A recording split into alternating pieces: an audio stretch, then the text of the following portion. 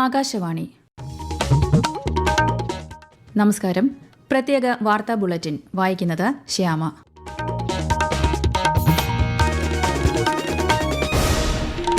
പ്രധാന വാർത്തകൾ. ഡിജിറ്റൽ പ്ലാറ്റ്ഫോമുകൾ ധാർമ്മിക മൂല്യം ഉയർത്തിപ്പിടിക്കണമെന്ന് കേന്ദ്ര വാർത്താവിനിമയ പ്രക്ഷേപണ സഹമന്ത്രി എൽ മുരുകൻ. SIR കരട് വോട്ടർ പട്ടികയുമായി ബന്ധപ്പെട്ട ഹിയറിംഗ് നടപടികൾ സംസ്ഥാനത്ത് പുരോഗമിക്കുന്നു. മതിയായ രേഖകൾ കൈവശമില്ലാത്തവർക്ക് യുദ്ധകാലാടിസ്ഥാനത്തിൽ രേഖകൾ ലഭ്യമാക്കാൻ ജില്ലാ കളക്ടർമാർക്ക് നിർദ്ദേശം നൽകി സംസ്ഥാന സർക്കാർ. മുൻമന്ത്രിയും മുസ്ലിം ലീഗ് നേതാവുമായ VK ഇബ്രാഹിം കുഞ്ഞ് എറണാകുളത്ത് അന്തരിച്ചു. കേരള നിയമസഭാ അന്താരാഷ്ട്ര പുസ്തകോത്സവത്തിന്റെ 4ാം പതിപ്പിന് നാളെ തിരിതെളിയും. വാർത്തകൾ വിശദമായി. വിദേശകാര്യമന്ത്രി S. ജയശങ്കർ ലക്സംബർഗ് പ്രധാനമന്ത്രി ലൂക്ക് ഫ്രീഡനുമായി കൂടിക്കാഴ്ച നടത്തി. സാമ്പത്തികം, നിക്ഷേപം, സാങ്കേതികവിദ്യ തുടങ്ങിയവയിൽ ഇരു രാജ്യങ്ങളും തമ്മിലുള്ള സഹകരണം വർദ്ധിപ്പിക്കുന്നത് ചർച്ച ചെയ്തു. ഇന്ത്യ യൂറോപ്യൻ യൂണിയൻ ബന്ധത്തിന് പിന്തുണ നൽകിയതിന് ലക്സംബർഗ് പ്രധാനമന്ത്രിയോട് കേന്ദ്രമന്ത്രി നന്ദി അറിയിച്ചു. ലക്സംബർഗുമായി ഇന്ത്യയ്ക്ക് ദൃഢബന്ധമാണുള്ളതെന്നും ശ്രീ ജയശങ്കർ പറഞ്ഞു. ആഗോള AI ഇംപാക്ട് ഉച്ചകോടി അടുത്ത മാസം ഇന്ത്യയിൽ നടക്കുമെന്ന് കേന്ദ്രമന്ത്രി Ashwini Vaishnaw. Rajasthan regional AI impact ഉച്ചകോടിയെ വെർച്വലായി അഭിസംബോധന ചെയ്യുകയായിരുന്നു അദ്ദേഹം. അടുത്ത വർഷത്തിനുള്ളിൽ 10 ലക്ഷം യുവാക്കൾക്കും ചെറുകിട സംരംഭകർക്കും നിർമ്മിത ബുദ്ധി പരിശീലനം ലഭിക്കുമെന്നും കേന്ദ്രമന്ത്രി പറഞ്ഞു. 32ാമത് സ്വദേശി സയൻസ് കോൺഗ്രസിന് കാസർഗോഡ് കേന്ദ്ര സർവകലാശാല വേദിയാകും. വികസിത ഭാരതത്തിനായുള്ള ശാസ്ത്ര സാങ്കേതിക വിദ്യാഭ്യാസം എന്ന വിഷയത്തിൽ നടക്കുന്ന സമ്മേളനം നാളെ രാവിലെ 10-ന് ഗവർണർ രാജേന്ദ്ര വിശ്വനാഥ് അർലേക്കർ ഉദ്ഘാടനം ചെയ്യും. സ്വദേശി ശാസ്ത്ര പ്രസ്ഥാനവുമായി സഹകരിച്ച് നാളെ മുതൽ ഈ മാസം 9 വരെയാണ് പരിപാടി.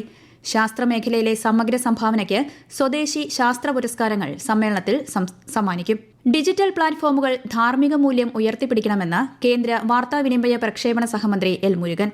കോട്ടയത്ത് കേരള കൗമുദി കോട്ടയം യൂണിറ്റിന്റെ രജത ജൂബിലി ആഘോഷമായ രജതോത്സവത്തിന്റെ സമാപന സമ്മേളനം ഉദ്ഘാടനം ചെയ്യുകയായിരുന്നു അദ്ദേഹം. For over a century now, the Kerala Kaumudi has been the voice of the people, bridging regional sensitivity with a national awareness. The digital platform allows journalism to reach wider audience, particularly the youth, while fostering innovation, interactivity and the real-time engagements. This is also where Kerala Kaumudi has excelled by adapting to the digital age of Kaumudi, dominating the digital domain with a news website, several YouTube platforms and strong presence in social media with millions of views and subscribers. രാജ്യതാൽപര്യത്തിനനുസരിച്ചായിരിക്കണം വാർത്തകൾ അവതരിപ്പിക്കേണ്ടതെന്നും അഭിപ്രായ സ്വാതന്ത്ര്യം ഉപയോഗിക്കുമ്പോൾ ധാർമ്മികത കൂടി കണക്കിലെടുക്കണമെന്നും ശ്രീ മുരുകൻ അഭിപ്രായപ്പെട്ടു. IIMC Kottayam campus സന്ദർശിച്ച കേന്ദ്ര സഹമന്ത്രി വിദ്യാർത്ഥികളുമായും സംവദിച്ചു. കേരളത്തിൽ കരട് വോട്ടർ പട്ടികയുമായി ബന്ധപ്പെട്ട പരാതികളും എതിർപ്പുകളും ഈ മാസം 22 വരെ സമർപ്പിക്കാം. കരട് വോട്ടർ പട്ടികയിലെ ഹിയറിംഗ് ജനങ്ങൾക്ക് ബുദ്ധിമുട്ടുണ്ടാക്കാത്ത രീതിയിൽ നടത്തുമെന്ന് മുഖ്യ തെരഞ്ഞെടുപ്പ് ഓഫീസർ രത്തൻ യു ഖേൽക്കർ അറിയിച്ചു. കേരളത്തിൽ അർഹരായ മുഴുവൻ ആളുകളെയും വോട്ടർ പട്ടികയിൽ ഉൾപ്പെടുത്താനുള്ള നടപടികൾ സ്വീകരിക്കുമെന്ന് മുഖ്യമന്ത്രി പിണറായി വിജയൻ വ്യക്തമാക്കി. മതിയായ രേഖകൾ കൈവശമില്ലാത്തവർക്ക് യുദ്ധകാലാടിസ്ഥാനത്തിൽ രേഖകൾ ലഭ്യമാക്കാൻ ജില്ലാ കളക്ടർമാർക്ക് സംസ്ഥാന സർക്കാർ നിർദ്ദേശം നൽകി. തീവ്ര വോട്ടർ പട്ടിക പരിഷ്കരണവുമായി ബന്ധപ്പെട്ട് മലപ്പുറം കലക്ടറേറ്റിൽ ഇന്ന് രാഷ്ട്രീയ പാർട്ടി പ്രതിനിധികളുടെ യോഗം ചേർന്നു. തീവ്ര വോട്ടർ പട്ടിക പരിഷ്കരണത്തിന്റെ ഭാഗമായ കരട് വോട്ടർ പട്ടിക ഉത്തർപ്രദേശിൽ പ്രസിദ്ധീകരിച്ചു. 12,55,56,025 വോട്ടർമാരാണ് പട്ടികയിൽ ഉൾപ്പെട്ടിരിക്കുന്നത്. അടുത്ത മാസം 6 വരെ പട്ടിക സംബന്ധിച്ച പരാതികളും ഉന്നയിക്കാം. അന്തിമ വോട്ടർ പട്ടിക മാർച്ച് 6-ന് പ്രസിദ്ധീകരിക്കും. മുൻ മന്ത്രിയും മുസ്ലിം ലീഗ് നേതാവുമായ VK ഇബ്രാഹിം കുഞ്ഞ് അന്തരിച്ചു. 73 വയസ്സായിരുന്നു. എറണാകുളത്തെ സ്വകാര്യ ആശുപത്രിയിൽ ഇന്ന് വൈകുന്നേരത്തോടെയാണ് അന്ത്യം. അർബുദബാധയെ തുടർന്ന് ഏറെ നാളായി ചികിത്സയിലായിരുന്നു. ആലുവ സ്വദേശിയായ അദ്ദേഹം മട്ടാഞ്ചേരി, കളമശ്ശേരി മണ്ഡലങ്ങളിൽ നിന്നും 4 തവണ MLA ആയി. 2011-16 കാലയളവിലും UDF സർക്കാരിൽ മന്ത്രിയായി പ്രവർത്തിച്ചിരുന്നു. ഖബറടക്കം ആലങ്ങാട് ജുമാ മസ്ജിദ് ഖബറിസ്ഥാനിൽ നാളെ രാവിലെ 10-ന് നടക്കും. മുഖ്യമന്ത്രി പിണറായി വിജയൻ ഉൾപ്പെടെയുള്ള പ്രമുഖർ VK ഇബ്രാഹിം കുഞ്ഞിന്റെ വിയോഗത്തിൽ അനുശോചനം രേഖപ്പെടുത്തി. മധ്യകേരളത്തിലെ മുസ്ലിം ലീഗിന്റെ ശബ്ദമായിരുന്നു അദ്ദേഹമെന്ന് മുഖ്യമന്ത്രി അനുസ്മരിച്ചു. മനുഷ്യസ്നേഹിയായ പൊതുപ്രവർത്തകനായിരുന്നു അദ്ദേഹമെന്ന് KPCC അധ്യക്ഷൻ സണ്ണി ജോസഫ് പറഞ്ഞു.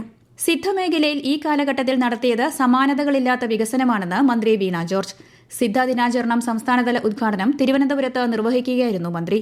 സംസ്ഥാന ആയുഷ് വകുപ്പ്, ഭാരതീയ ചികിത്സാ വകുപ്പ്, നാഷണൽ ആയുഷ് മിഷൻ കേരള എന്നിവയുടെ സംയുക്ത ആഭിമുഖ്യത്തിലായിരുന്നു ദിനാചരണം. പൊതുജനങ്ങൾക്കായി സൌജന്യ മെഡിക്കൽ ക്യാമ്പും ഇതോടനുബന്ധിച്ച് നടന്നു. ടിക്കറ്റ് വരുമാനത്തിൽ സർവകാല റെക്കോർഡ് സൃഷ്ടിച്ച KSRTC. ടിക്കറ്റ് വരുമാനത്തിൽ മാത്രം ഇന്നലെ 12.18 കോടിയാണ് KSRTCക്ക് ലഭിച്ചത്. എല്ലാവരുടെയും കൂട്ടായ ശ്രമത്തിന്റെ ഫലമാണ് ഈ നേട്ടമെന്ന് മന്ത്രി KB ഗണേഷ് കുമാർ പറഞ്ഞു. അടുത്ത 12 മാസത്തേക്ക് ജീവനക്കാരുടെ ശമ്പളവും പെൻഷനും മുടങ്ങില്ലെന്നും മന്ത്രി അറിയിച്ചു. KSRTCയുടെ ചരിത്ര നേട്ടം എന്ന് പറയുന്നത് ഇന്ത്യയിലെ ട്രാൻസ്പോർട്ട് കോർപ്പറേഷനുകളിൽ ആർക്കും കൈവരിക്കാൻ കഴിയാത്ത നേട്ടമാണ്.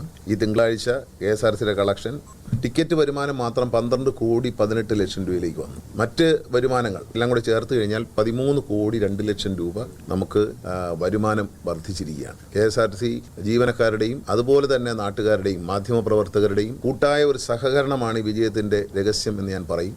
ശബരിമലയിൽ നിന്ന് ഈ സീസണിൽ ഏകദേശം 2.40 കോടി രൂപയുടെ അധിക വരുമാനം ലഭിച്ചു. ബജറ്റ് ടൂറിസം, പിൽഗ്രിം ടൂറിസം പദ്ധതികളും മികച്ച നേട്ടമുണ്ടാക്കിയതായും അദ്ദേഹം പറഞ്ഞു. ഈ വാർത്തകൾ ആകാശവാണിയിൽ നിന്ന്.